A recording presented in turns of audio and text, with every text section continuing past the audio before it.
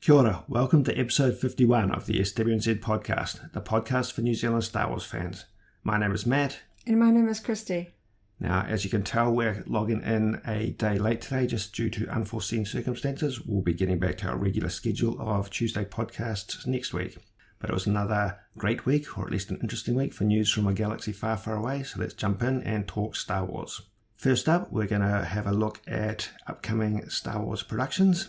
And there's been some lightweight material on this sort of content in the last few podcasts, but we've got quite a bit more information to talk about this week. In a large part due to the upcoming release of the Empire magazine, which talks about most, in fact, of the upcoming productions, and we'll go into that in a little bit of depth.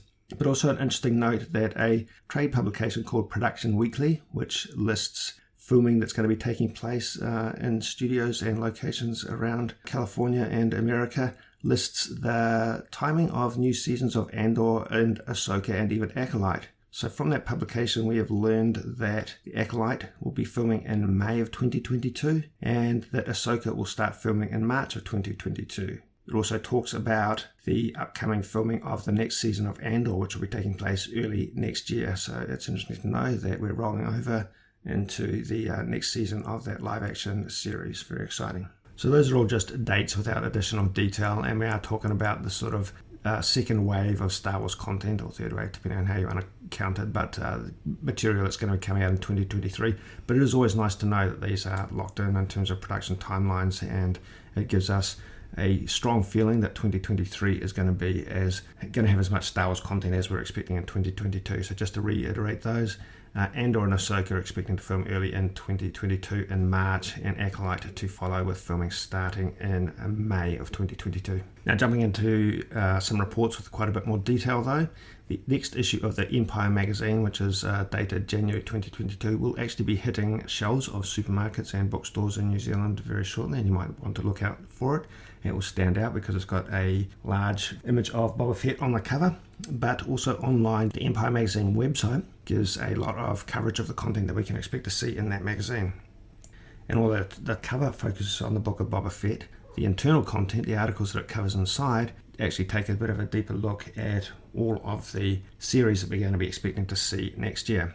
So let's just take a look at some of that content and how they've described it. The Empire Online website talks about the issue in general, describes that it's going to contain the inside story on Boba Fett's glorious rebirth, attempting a career change from bounty hunter to crime boss as he assumes Jabba the Hutt's throne and makes major moves among the criminal syndicates of Tatooine. The magazine features world-exclusive new images, fresh interviews with creative trio Jon Favreau, Dave Filoni and Robert Rodriguez, plus Lucasfilm boss Kathleen Kennedy and the stars Temuera Morrison and Ming-Na Wen. And they also go on to describe that, plus we also get the first word on the future of Star Wars small screen empire with Kennedy and Filoni talking Obi-Wan Kenobi, Ahsoka and more. Also inside the magazine and published online, Favreau talks specifically about the book of Boba Fett. Gives us, mostly we know this sort of material by now, but he explicitly describes that there is a power vacuum because Jabba is gone. Jabba was very clearly a strong and imposing leader who people were very scared of, and who seemed to rule with an iron fist. You pull somebody like that out of the ecosystem on Tatooine and Hutt space in general, and you have the opportunity that's ripe in the gangster genre. Interesting that he mentions the Hutt domain, Hutt space in general, because it will be nice if we see other aspects of the Hutt criminal underworld, I think. It's an area that's been touched on in other material, comics and older legacy books and video games as well, but it would be really nice to see that, some aspects of that in live action. It's interesting because it's almost going to be delving into the area that I thought The Mandalorian was going to be more about, sort of the underworld, the bounty hunters and stuff, but I guess maybe to hook in sort of classic Star Wars fans by giving a sort of a center point of grounding. The Mandalorian series, the main protagonist is the Empire. Still the Empire, yeah. Yeah, so we see lots of stormtroopers, lots of Imperials and things like that. They go into Imperial facilities and things like that. There's still sort of the big bad in The Mandalorian. So it'll be interesting to see if they're going to try and differentiate the Book of Boba Fett by not really having stormtroopers or any Imperial characters and focus more purely on gangs and underworld figures. Yeah, that's a good and interesting point, and that seems to be what we've seen so far in terms of material, all the people they're fighting. That we're not looking at any Imperial or official characters in some ways. It is all underworld and crime lord style. Yeah, that would be interesting if they do go to lengths to distinguish it, as you say, to paint on a different canvas with a different brush. Also online and expected to see inside the magazine, we see little bits of information from other interviews. Kathleen Kennedy is talking about Kenobi, which we're also expected to see, Obi-Wan Kenobi, expected to see coming out next year. She talks about the emotional reunion of Ewan McGregor and Hayden Christensen on set as they slipped back into those iconic flowing robes.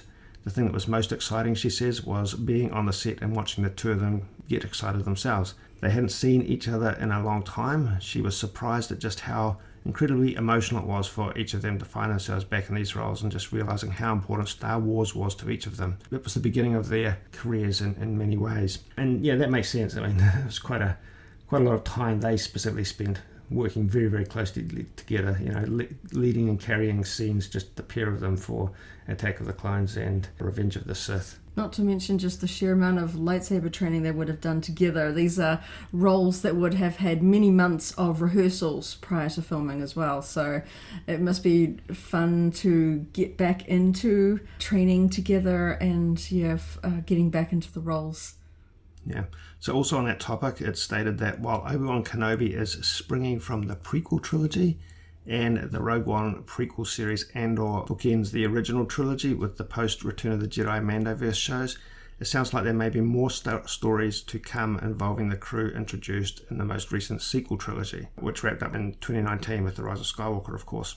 Kathleen Kennedy says certainly those are not characters we're going to forget. Talking about the third generation of Star Wars heroes, they will live on, and there are conversations that are going on with the creative team as well. So hinting at, in one way or another, that we may see more of Rey, Finn and Poe down the line. I think that would be interesting personally. There's lots of other characters in the sequel era that would be fun to see offshoots and things like that. There were so many storylines and things like that, and we haven't gotten the full sort of world building around all of those little characters like we do for like some of the random Cantina characters from New Hope or the Jabba's Palace denizens and things like that. And we've got all these comics and books and figures and that to kind of really flesh out, that's that character, this, they went on this adventure and all this kind of stuff. And we don't really have that full fleshing out of the sequel characters. Maz Kanata in particular has a near permanence in terms of the whole of Star Wars continuity. And there's been a lot of talk about where else she could potentially show up, but if she's hundreds of years old and has a prominent role in the galaxy for much of that time, crossed paths with many, many people along the way, and moved around it would seem, to have adventures of her own. So, yeah, there's definitely opportunities there. There's so many other characters that I would love to have seen more in the movie or see more in comics or books or even, live action. I loved the character of Zori Bliss. I found like there was a lot of mystique around her. Clearly she has some history. She's an interesting character. Obviously she knows Babu Frick. There's just a lot of really fun original characters that are on screen for a short amount of time, but they're certainly left an impression with fans. Yeah, well, they hinted at Poe's history, his backstory, and I imagine he, as a character, could carry an entire story, an entire series, even if it's just a one-off series, in much the same way that all the other upcoming material is centered around specific characters. So, yeah. Yeah, he's got obviously touches of Han Solo in there, but they sort of really lent in on the fact that he's got a shadowy past prior to him joining up with the Resistance and becoming sort of one of the leaders there. So there's so many little things that they could tease out and I think really flesh out a lot of those characters that the central story sort of meets along the way. Okay, so that's content that's appearing online and in the physical magazine for Empire, and there may well be some more material coming out online over the next few days. They seem to be spacing those article releases out every day or a couple of days. Okay, we'll change tack to talk about the Ahsoka series, a material that's come from a different source. And we're going to talk a little bit here about casting and characters that will be showing up in Ahsoka and the implications for the potential sort of story or point in time that will be taking place. It's not come from official sources or official Star Wars or Lucasfilm sources, but Deadline website is reporting that Sabine has been cast in Ahsoka. Now, we knew that this character would be very much likely showing up in the same way that we're presuming to see Ezra and Thrawn based on what we've been hearing, because this show is seeming to be set and carrying on the events that wrapped up the last season of Rebels. But Sabine has been cast in Ahsoka. The actress Natasha Liu Bordizzo, who has worked in Netflix's Crouching Tiger, Hidden Dragon, Sword of Destiny. Also done filming in New Zealand on the movie Guns Akimbo, and starred in Hotel Mumbai, and has been seen in other materials such as Adidas sportswear advertising. So Deadline is reporting that she's been cast as Sabine, and looking at the imagery online, she looks like a perfect fit, and it's going to be really interesting to see once she gets the hairstyle and the costume in place. It's going to be a very good translation from animated representation to live action, just based on looks alone. But beyond that, we know that she's got a history of action performances, and she's got a martial arts background, so I think she's been seen on social media working with bladed weapons with sword training, and so she has that sort of skill set. It's going to translate really well into the character of Sabine Wren by the look of things. Obviously, Sabine, as a sort of in a Mandalorian armor, is using a lot of blaster weaponry, but she does also wield the Darksaber for a time. So the bladed weapon training that we see Natasha showing off on social media and in her casted roles does lean into sort of an action-heavy character role. Obviously, a lot of the live-action series and movies are going to be casting quite proficient action actors, so it does really sort of fit in here. Obviously, you're not going to pull in characters that are well-established without giving them something cool to do. They're not just going to sort of appear, talk for a little bit, and then disappear. So this bodes well that Sabine is going to be a little bit more central. She'll have something really cool to do because you've got somebody with full stunt and combat training. So I'm excited. Yeah. And based on what we know, based on what the events that took place in The Mandalorian, we know that this series is pretty much going to be set around Ahsoka pursuing Thrawn and looking for Ezra. Time Mandalorian, she hasn't found Thrawn, as we understand it, based on the comments she made. And, also working with the Mandalorian's sort of story arc style as a template, it's not really clear if characters like Sabine will sort of be episodic or have a bit more of an integral role across multiple episodes, whether or not she'll just sort of be working with Ahsoka temporarily or on a longer term. Yeah, it'll be interesting to see. Obviously, Ahsoka is going to be on a mission. She's got something to do. Or whether she's going to basically have a team with her like the Mandalorian has with Greef Karga and Cara Dune and a couple of the other characters, where they're not with him constantly, but they certainly do keep cropping up and helping with his adventures. Yeah, and it's just spaced out with side quests and other interruptions and so forth. Yeah, I think that's give us information about how I think, based on what we know about how the Mandalorian flowed and characters interacted, I think we'll probably see a similar pattern, a similar template for Ahsoka. And yeah, so Sabine is quite likely to show up in more than one episode, I would think. I think it would be wise to utilise her in that way, and interesting for the fans to utilise her in that way, because the Rebels, by the time it wrapped up, was a hugely popular show in a different way to Clone Wars in many ways, but I think the characters were quite engaging, and everyone wants to know what happened to those main characters after the events of Rebels. And obviously having a central female character like Ahsoka that is immensely popular with the female fan base, it would be kind of cool to see sort of like a female team up. Sabine is another very popular female character from the animated series, and I'm just fascinated to see how she'll translate to live action. She wears very colourful armour that changed every season in Rebels. She has very colourful hair, and obviously she has this kind of fun sort of graffiti style, she likes painting and stuff like that. I can't wait to see that translated into a live action. Obviously I love her in the animated series, but as a costumer and a fan of costume details, it's just going to be really fun to see how they translate, because the Rebels, I love the animation style, but it is a little simpler than the Clone Wars style. Not to say that it isn't beautiful, but it is so that the costume details and the character details are a little more sort of stylized. So it'll be interesting to see how they take that and translate it into full live action costume details. Yeah, so well, clearly Mandalorians as a culture are hitting the right notes in the live action series, and so we may well see more of that drawn into Sabine's story as well. I mean, they did a fantastic job of doing a live action version of Bo-Katan. I really loved her armor as worn by Katie Sackhoff in The Mandalorian. Worked really well, as did the other supporting Mandalorian characters. I think there's opportunity to see a little bit more other aspects of Mandalorian culture and in the way that they represent Sabine's armor and so forth.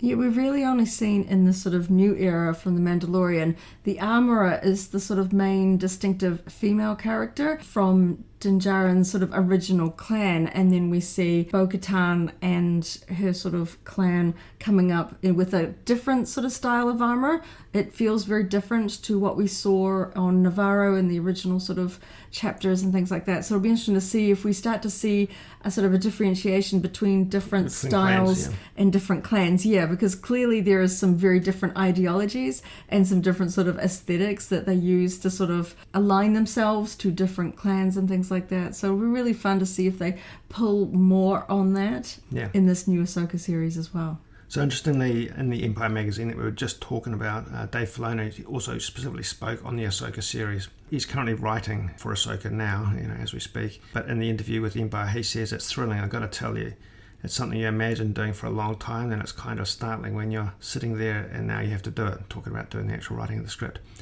So as you imagine, the show is offering him the chance to tell an Ahsoka story he's always wanted to tell with some new additions.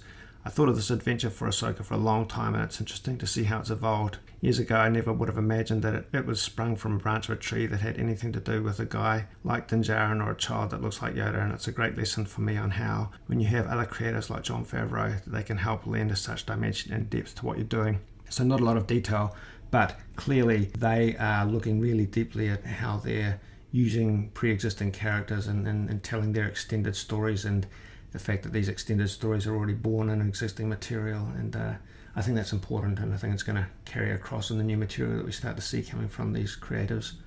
Certainly in the new Disney Plus era, bringing on board a lot of new fans. A lot of people got into Star Wars through The Mandalorian, bringing on the new generation, and people that had never really paid too much attention to Star Wars. So I think it's going to be really clever and smart to connect the new shows so that you haven't got this one over here and that one over there, at least at the start, until if you instill enough interest in people about Star Wars, they'll go and watch the movies, they'll go watch the other animated shows, and they'll get a wider sense. So at the start, starting out with something that's a direct offshoot, just about anybody that consumes TVs is familiar with the spin-off, where you like, okay, this show is so popular, we'll take this character and put them over here and follow their adventures. And so Ahsoka, as it sounds like by the way that he's describing, the story sprung from a branch from a tree involving Din Djarin and Grogu, so that and sort of implying that this is going to be somewhat related to what was going on in The Mandalorian, and sort of tying that together as opposed to something completely separate and related to Clone Wars era. So it's going to be interesting to see how much they try to tie it to things that we're familiar with, or are just going to sort of pivot hard right and go off on a new storyline. So it's definitely fun to be starting to talk about the material that's going to be coming out. I mean, Ahsoka, and as we say, subsequent seasons of Andor and the Acolyte are down the line a little way now, but we'll be getting real solid information about Kenobi, first season of Andor, very shortly, and we'll be starting to talk about the sort of speculation and development of these other seasons on an ongoing basis. But I like this bridging state, this period that we're talking about, that we're living in right now. There's a lot to talk about and look forward to. So, talking about other Star Wars news, not related to the live action now, an event called Destination D23 took place last weekend. D23 is the Disney fan club, and it has some big events associated with it, such as D23 Expo that takes place every couple of years and will be taking place in September of next year. That's the event where we expect to see all sorts of Disney-related announcements, including movies and live-action series and animated series that might be showing up on Disney+. Destination D23, which has just taken place on the other hand, is about the parks, the Disney parks, and it did have some Star Wars material that's worth talking about. They particularly focused on the Galactic Starcruiser, of course, which we've talked about many times in previous podcasts, the sort of 2-day live-action LARPing experience. In some ways it's been thought of as a Star Wars ride that just takes 2 days to experience. And last week I think we talked about the fact that the first 4 months of bookings for this experience at the Galactic Starcruiser Hotel are in fact already booked up now. We've got a few bits of new material coming out of this Destination D23 Expo. Some of them are really interesting, and some of them are, well, interesting, maybe not for the best of reasons. First up, they started revealing characters associated with the Starcruiser, which is sort of fun in terms of world building and lore and immersiveness. So we have been introduced to the captain, Riola Kevin, people like the cruise director, Lenka Mock, and Astromechs that we're expected to see, SK620, Sammy the Mechanic, D309, who is part of the sort of storytelling narrative, and First Order Lieutenant Harmon Croy, which implies that the First Order has a presence in a relationship on the Galactic Starcruiser. We've seen imagery of them. We've also seen imagery of a live-action Twi'lek who's going to not necessarily be one of the main roles, but it's interesting to see how they're going to be introducing non-human species into this sort of role-playing aspect and presence on the Galactic Starcruiser. So yeah, we've seen concept images of aliens and droids and so forth, but not necessarily physical representations of what we expect to see on the Galactic Starcruiser. They also revealed what you can actually buy in terms of the merch stores on board the Galactic Starcruiser and associated with it. And this was interesting because they're really giving people the opportunity to buy costumes, costume accessories, jewellery, and even sort of prosthetic type pieces to get into the role-playing aspect on board the Starcruiser. So some really cool costumes. There's some Togruta and Twi'lek headpieces that you can wear and incorporate it into your garb and your role-playing or character. And those are all going to be able to be purchased as part of the Galactic Starcruiser experience. So in addition to all of those quite fun reveals that we saw as part of Destination D23, they did also show off some of the experiences that are going to be incorporated into the itinerary of the Galactic Starcruiser, including lightsaber training and an arcade-style defense game that you participate in on the bridge of the Starfighter.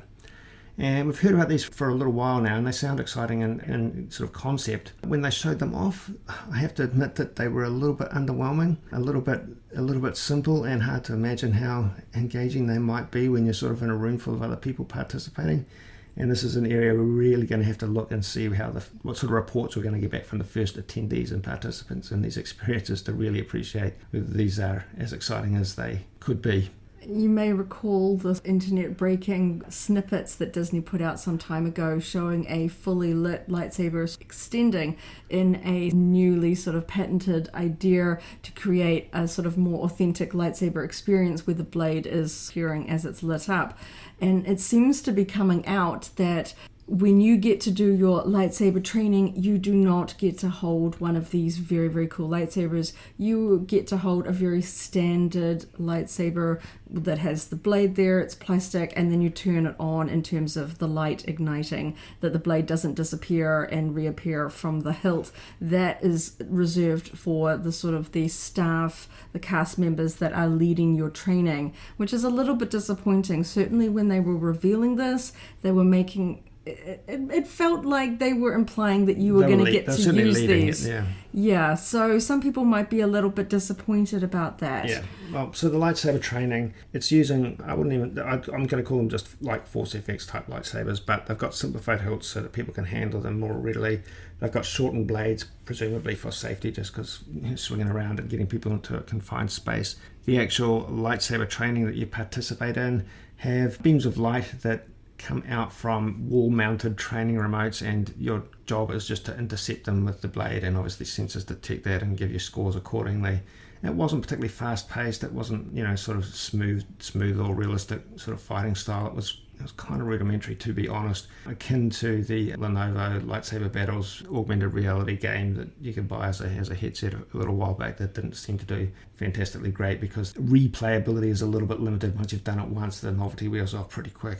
I was thinking after watching this that perhaps a more authentic experience would have been to sort of recreate Luke's blast shield helmet experience, where you put a helmet on but it's got a built-in sort of VR system, so it feels like you're doing sort of the Luke thing and then using the Force to see an augmented reality, and then you would see like the little training robots flying around, and your hilt in your hand would have an ignited blade and a sort of augmented, and then using the Force to sense what's there ahead of you, and that would have been really cool. Yeah, I even saw someone sort of describing if you took that augmented reality approach, you could have real quite deep millisecond level interaction where through an RNG or whatever random number generator, it's actually aiming at you as much as you're aiming at the beams coming from a training remote or so forth, so it can feel like you're preempting it in some ways. It's definitely missed opportunities. What we saw feels a little bit more akin to what you would see in a timeout arcade next to a movie theatre, to be honest. I saw some people in the comments referring it that it looked like almost just an adult's version of the Jedi Training Academy show that they would have in the parks, where they teach you, block left, block right, duck, some very basic sort of staff moves, just kind of a bit blinged up for grown-ups with an FX saber as opposed to the ye old plastic extendy ones. Yeah. But I'm still. It's a little early to pass too much judgment. Yeah. But I think it feels a little bit like we were expecting something a bit more Disney magic-esque. Yes. Given the technology they have available to them.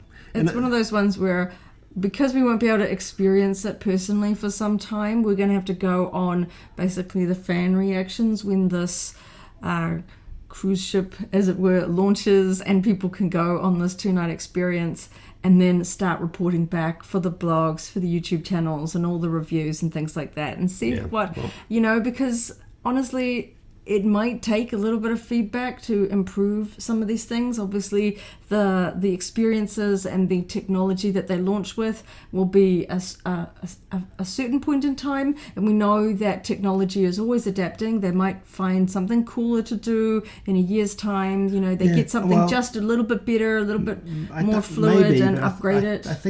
I think the timing for re-engineering is going to be a little bit slower than that, to be honest. I think this is going to be in place for a couple of years at minimum, because surely they'll want to evolve it at some point to get recurring visitors. But well, that's the thing that you're going to get stuck with, is that for such an expensive experience, they're going to have to change it at some point to re-incentivize people that did it once and thought, okay, cross that off my to-do list, never again. They're going to have to sort of reinvent it a little bit to encourage people to go, oh, maybe it's different, maybe it's the overall concept, the immersive live action role playing aspect of it appeals to me very, very strongly. I mean, if that's all it was sold on and it was priced accordingly, I'd be totally in for it, just to sort of live on a starship for whatever. These add-on things like the Lightsaber Training and the arcade style games, they're bonuses, but based on what I've seen now, they appeal a little bit less to me. But in terms of whether or not I'd want to do this, that really only impacts on the cost in some ways. I don't want to pay for something I'm not necessarily interested in doing, but I love the live action concept and just living in a Star Wars world for a couple of days in its own right. But talking about the Lightsaber Training being a little bit underwhelming, I got similar feelings about the Starfighter Defense arcade style game that you participate in on the bridge, where you've got large window-sized screens with TIE fighters coming in at you, and then multiple people seem to be having just basically arcade joysticks and moving a cursor around to try and shoot these fairly slow-moving TIE fighters on a big shared screen. This was underwhelming because of its lack of complexity in some ways, but also the overall design of the room and the notion of playing, with multiple people at elbow-spaced consoles and, jostling for targets on a screen. It just felt a little bit more like a video arcade next to a movie theatre. I'm hoping that in the context of this video, they were demoing it, as it were, that when they're actually doing this with paying fans, there's going to be sort of, klaxons blaring, lights, some sort of like, oh my gosh, we're under attack, let's go do the thing. It was kind of a bit dry in the video. They're like, look, you can do these levers and you can do this. And it was like, I'm hoping there's a little bit more bells and whistles. For demonstration purposes, that the lighting was bright and stark and a little bit overpowering, and it didn't feel in-world because of that in some ways. It's just, lighting plays a big role in terms of immersiveness. So you may be right. It may be too early to prejudge it based on that in terms of atmosphere and urgency and interactiveness and so forth. But I mean, they did it. If that is in fact the case, then there was a bit of a misstep to sort of show it off in that under that sort of stark full-blown lighting that just sort of made everything look a little bit plasticky. And the overall design, it didn't jump out at me as hugely Star Wars. Obviously consoles that were trying to mimic prequel era starship technology. We know the Galactic Starcruiser is hundreds of years old, so it spans multiple eras of technology, but it looked like it was a bit of a random mix of prequel era starship technology and original trilogy era starship technology without really marrying them totally together in a particularly Star Warsy way. Lighting and other aspects of environment may help counter that, but again, it's a little bit missed in terms of overall design and aesthetics. Yeah, Disney's usually pretty good at giving a very slick presentation and highlighting things. Well, everything else about Galaxy's Edge felt on point in terms of appropriateness and hidden trivia and hidden details. I'm hoping that this was just a little bit of an awkward video that doesn't really fully capture the excitement and the fun that these experiences are going to have. So I guess we'll have to wait and see. I also felt a little bit odd that they are doing sort of press events and inviting people to go see the hotel and that months before it's due to sort of formally open. I know that for experiences like this, they are probably going through some pretty intense rehearsals with the cast members, because it's almost akin to a Broadway show. You've got to be on point, you've got to know the story, the lines to do. You've also got to be able to pivot to choose your own adventure. Yeah, so the cast members have got to be able to sort of pivot based on what the customers are going. Okay, I want to align with the Resistance. I want to go with the First Order. I want to go do this. I'm deciding to do this. They've got to be able to sort of work with you in your sort of choose your own adventure methods. So I can understand them practicing a little bit early, but if they're not really ready to let people fully on, I don't think they should be giving us these sorts of videos or letting press in, because I don't think it's gonna do it the best in terms of the buzz.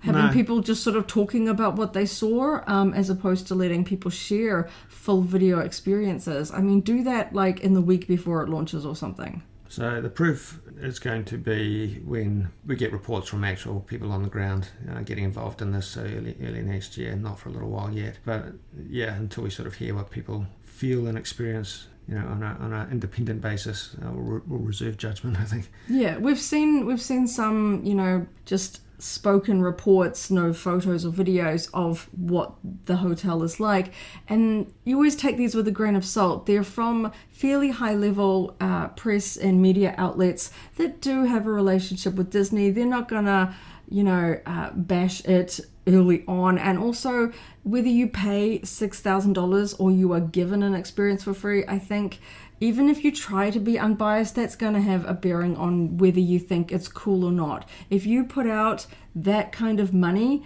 and you're not completely satisfied with the experience you got for it, I think you're going to be a little bit more honest about it. If you go in and it's free and you're not as fussed with it, it's still going to be fun because it didn't cost you anything. So I want to see the reviews from the people that paid money and weren't given a free experience. Okay, let's tie up a few slightly smaller stories, but definitely a lot of interesting bits and pieces that we also want to talk about.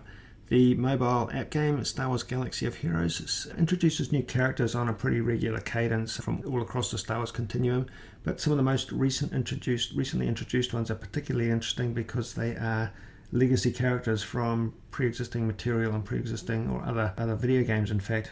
So we're talking about characters like Dash Rendar and Mara Jade. Yes. Galaxy of Heroes developers every now and again like to really get the community involved, and so they set a very complicated puzzle where people had to go out into the real world and find puzzle pieces, kind of from finding coordinates and solving all sorts of complicated puzzles, and it revealed the character of Starkiller. So here's the big new legacy character being added to the game, and as a sort of a high tier character there are requirements to unlock him. And as it turns out, they are adding 4 legacy Star Wars characters to the game that you will be able to easily get through a marquee event. And using those 4 characters, you will then move on and be finally able to unlock Starkiller. So the first one that we got in the lead up to Starkiller was Dash Rendar, who is known from the Shadows of the Empire video game, comic book, action figure line. So it's a little bit of an older character. Some people aren't as familiar with him. I think it's a really cool addition to the game because the game doesn't exist in any sort of point in time. It has Star Wars characters from everywhere. You can have Anakin, Vader on the same team. It's all just a mix of all the different characters, whatever you want to put together in a team. And so people have been making guesses as to what the next 3 characters to be revealed, and some eagle-eyed fans noted that in the Apple iOS store, in their little blurb about the event, they mentioned Mara Jade being added to the game. Now, this wasn't formally announced by the game developers, but this little slip-up has gotten people very, very excited. Obviously, she is one of the highest tier characters from the original sort of Legends era, being introduced in Timothy Zahn's Thrawn trilogy of books, Heir to the Empire and the likes.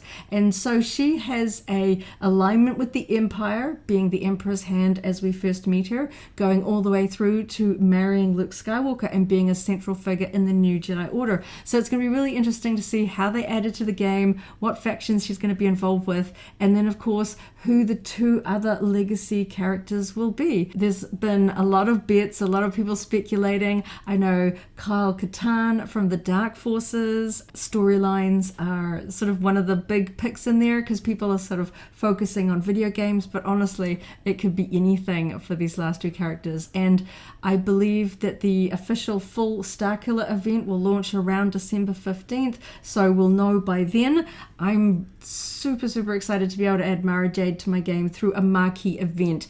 Just about anybody with a base level account can unlock these characters, so it's a lot of fun for fans of the older characters, being able to add them alongside all the huge array that we now have in the game. It's really quite exciting. If you like character collecting games, it's not a terribly hard game to learn, and it's completely playable, free to play. So I'm really excited to see some new and not exactly new because these are very old characters, but it feels refreshing to pull something out that came out so long ago and bring it into the sort of new era to fight alongside Rey and Kylo and all these other characters. Yeah. Now we have to talk about the HasLab Rancor just briefly. I don't want to dwell on this too much because it's not great news, but it's definitely newsworthy.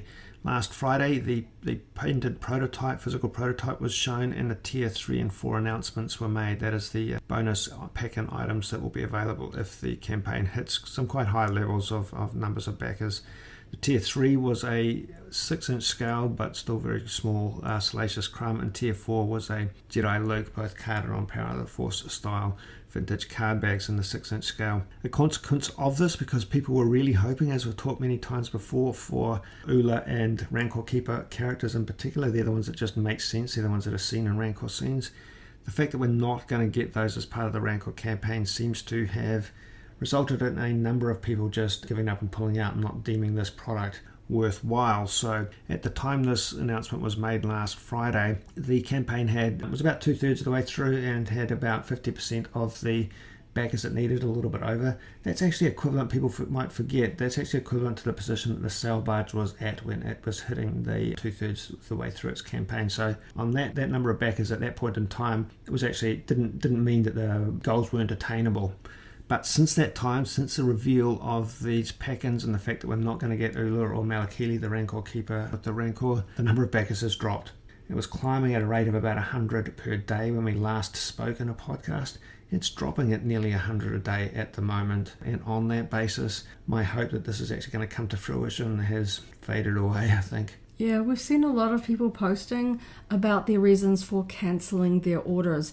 And some of it comes down to being a little underwhelmed by the paint scheme, but a significant portion seem to be just terribly disappointed with the bonus tier reveals. As one person pointed out, of the 3 carded figures, you can get them all currently if in one form or another. Yes, that they exist in a 6-inch form out there. And so it's less exciting for them to be in here. As they pointed out, the HasLab projects are supposed to give people new and exciting exclusive things that aren't going to be on the shelves at Walmart, Target, the warehouse. They're going to be, the stuff you can only get from HasLab. And part of the sort of the excitement about these projects is that you will, because you invested and you bought the big special object, you now have a few other special exclusives that other people who didn't get the big one don't get. There's like a little special perk for you supporting this project. And so for some people it felt like a little bit of a slap in the face that these were not particularly special, that the most unique elements to them were their backing cards. And that's yes, we all love our exclusives, but when you're paying that much money to have a figure that's already out there just put on a different cardboard backing card, and for most people, a thing of this size, you want to put it in a sort of a display scene,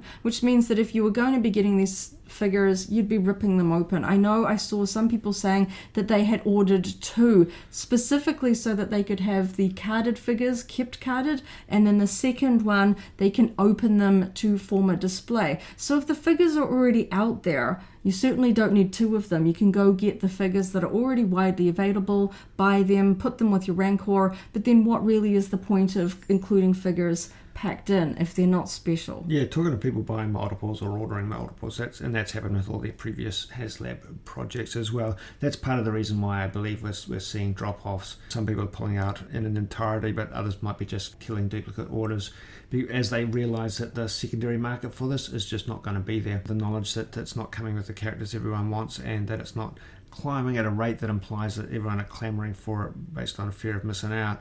I think people are realising that there's not going to be as strong a secondary market for this as well as a primary market. We know that a fair few people would have bought the sail barge and the Razor Crest, one for themselves, one to put aside and let it appreciate in value to resale in the future. But with this Rancor, with the public sentiment being not so great, it's not a sure bet that this will be particularly sought after. It's not going to double in value in the future if there are just not that many people that think it's worth that money at the base price. So people are certainly not really going to think it's worth the money to pay double for it in the future. And it's just kind of sad to see, really. Yeah, so less than 2 weeks to go. We'll probably touch on it again next week, just briefly as well. But I mean, the other conversation that needs to be had about this is what is going to be the impact for other Star Wars HasLab projects down the line, because it's going to have a little bit of a negative impact overall as to how long they'll wait or what they'll come up with. I think another undercurrent sort of sentiment in why people are cancelling their orders is they want to send a message to Hasbro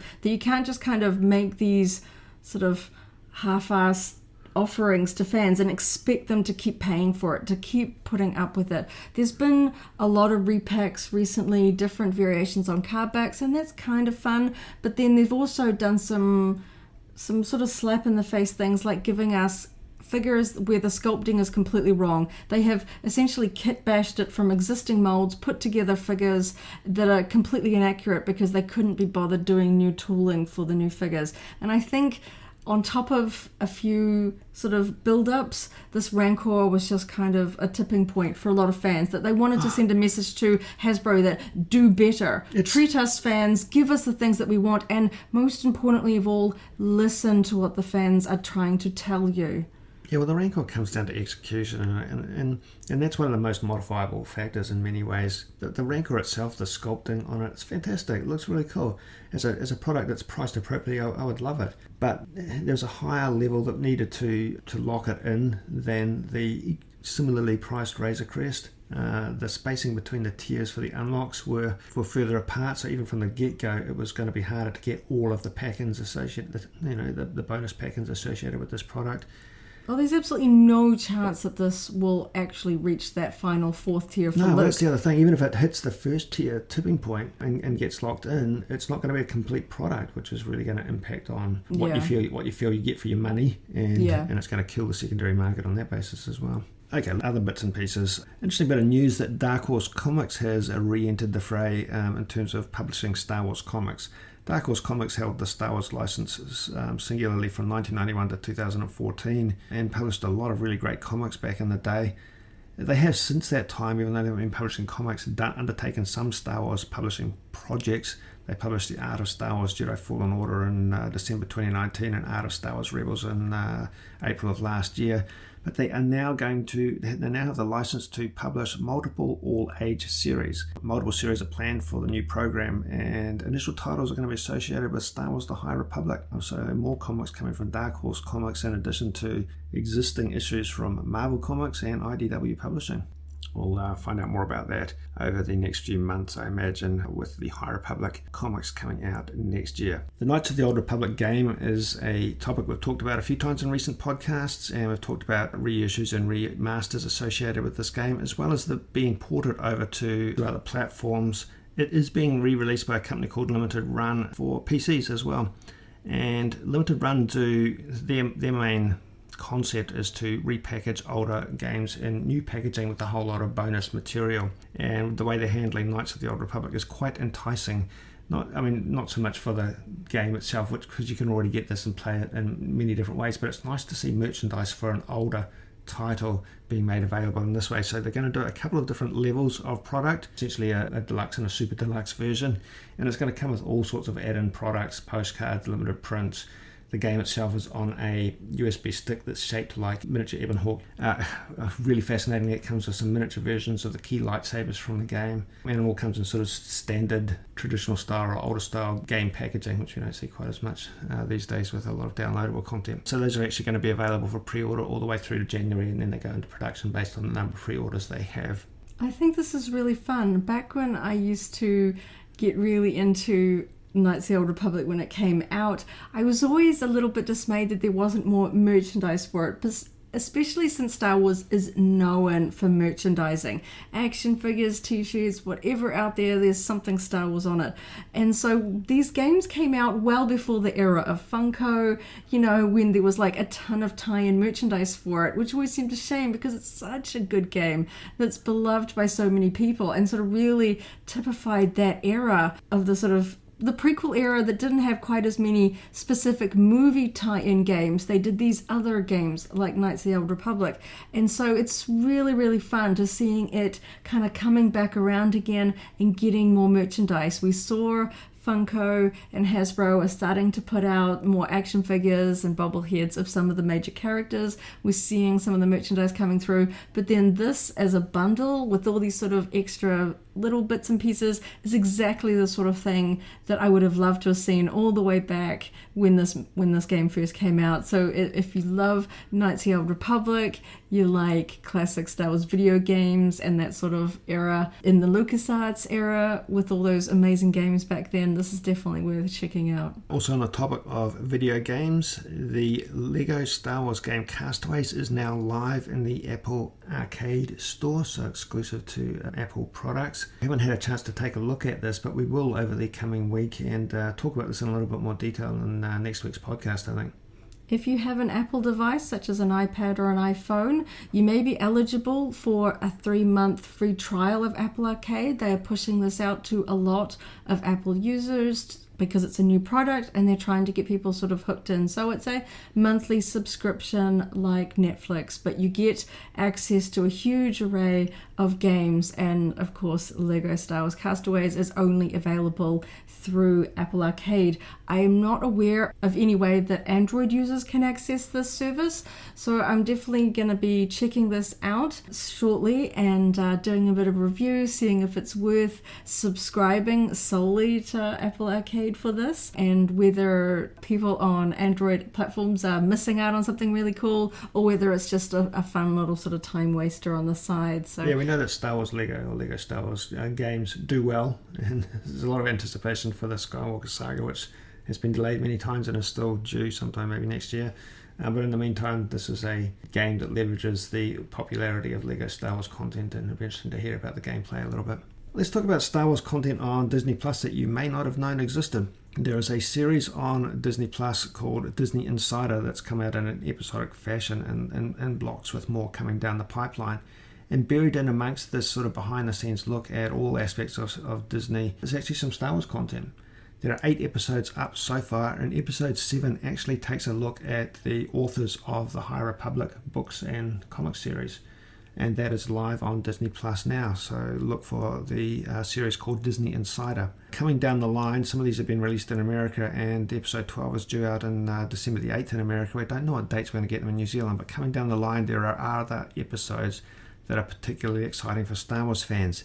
Episode 9, which we don't yet have, takes a look at the Star Wars Tales from Galaxy's Edge, ILM X Labs' latest VR adventure game, and they talk to voice actor Bobby Moynihan about his character Cecil Slack in that game. So it's a behind the scenes look at Star Wars Tales from the Galaxy's Edge VR game in episode 9.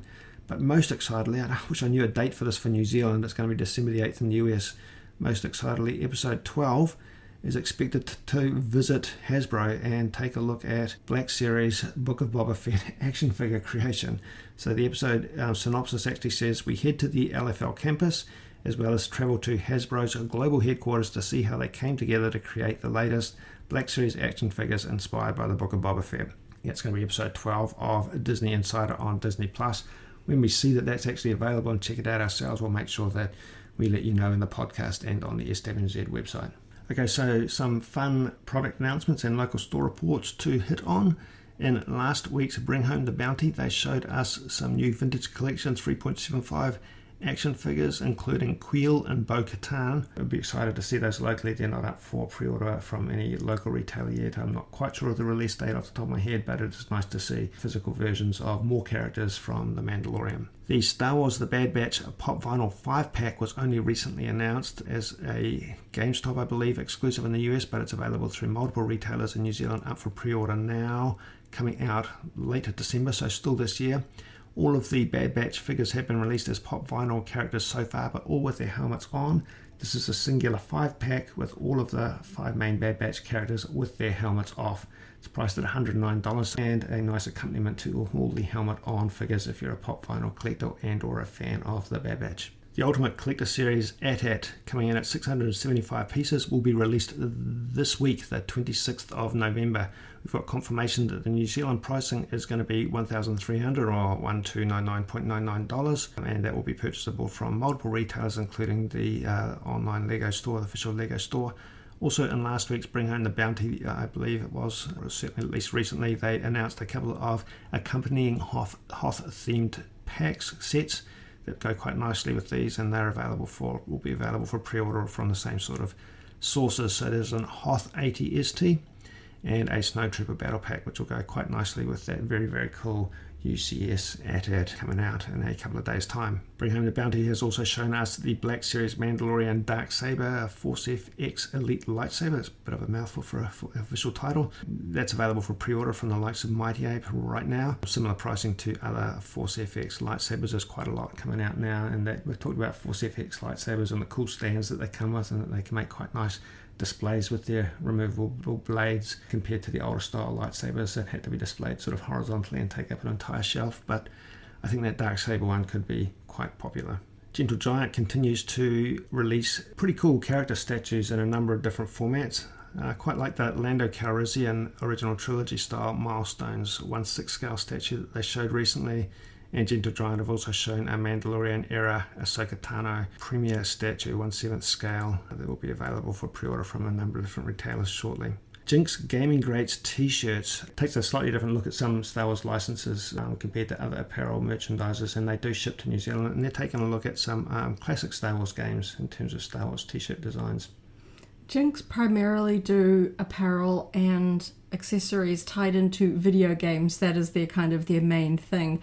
And way back when Star Wars The Old Republic was released, they did a big collection of t-shirts and accessories. They did stickers and necklaces and all sorts of bits and pieces tied into Star Wars The Old Republic. And I've always hoped that license would have continued, because there are a great many Star Wars games out there, but unfortunately once that collab wrapped up, they haven't done Star Wars things for many years. So I was very excited to see them finally coming back around and doing some tie-in ones for like the Pod Racer game and obviously classic favorites like TIE Fighter and Dark Forces and Empire, some really cool ones in there. So if you're a classic Star Wars video game fan, these are definitely worth checking out with very reasonable shipping rates as well. Yeah, according to their website, they will ship to New Zealand, and I believe the shipping for a couple of t-shirts is probably only about New Zealand $10. Locally, I'm going to look at local store report that we have reported on the SWNZ website. There is a Star Wars memes calendar available from NZ Game Shop, a standard 30x30 square calendar that has comedic approaches, comedic takes on original trilogy scenes, and a number of different calendars coming out at this point in time. So if you want a Star Wars calendar, there are quite a few options, and we've reported on a few of these on the SWNZ website. We've talked about the Star Wars Visions statues previously in podcasts and on the website. These are 3 characters, Ronan and the 2 twins, coming from Ban Presto. They're previously available from Zavvi, the Australian retailer. They're now also available from NZ Game Shop.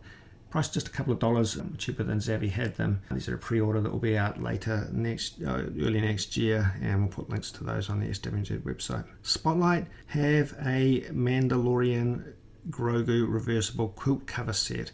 It's in the kids section, but these are always popular. Bedspreads are always popular when we talk about them on SWNZ, and people just love sort of digging out a kid's room or a spare room, a guest room, these sort of things, because this quilt cover 2 different styles, one on each side. Comes in both a single size and a double size, which includes 2 pillowcases. And they're discounted at the moment. What do we got? $42, usually $60 for the single, and $49, usually $70 for the double. Yeah, this is fun. It's got Grogu on one side and the Mandalorian sort of helmet repeating motif on the other side. So you can pick whichever one you want, swap it from day to day as you want. Yeah, I think that they're a very good set. And these come and go. I often get questions through the SWNZ website about what bedspreads might be available. They come and go. This is one of the few that are immediately available right now, and I think it's quite a nice design. Exciting to see Book of Boba Fett and Fennec Pops, Funko Pop vinyl figures, and the keychain versions available for pre-order locally, coming out shortly.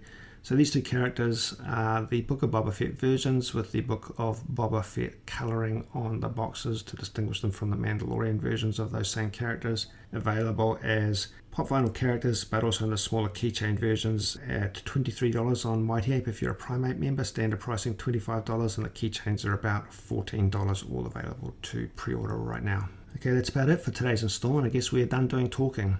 If you have any thoughts on topics we discussed today, we're definitely keen to hear them. Leave a comment on the YouTube page or our website page for this podcast.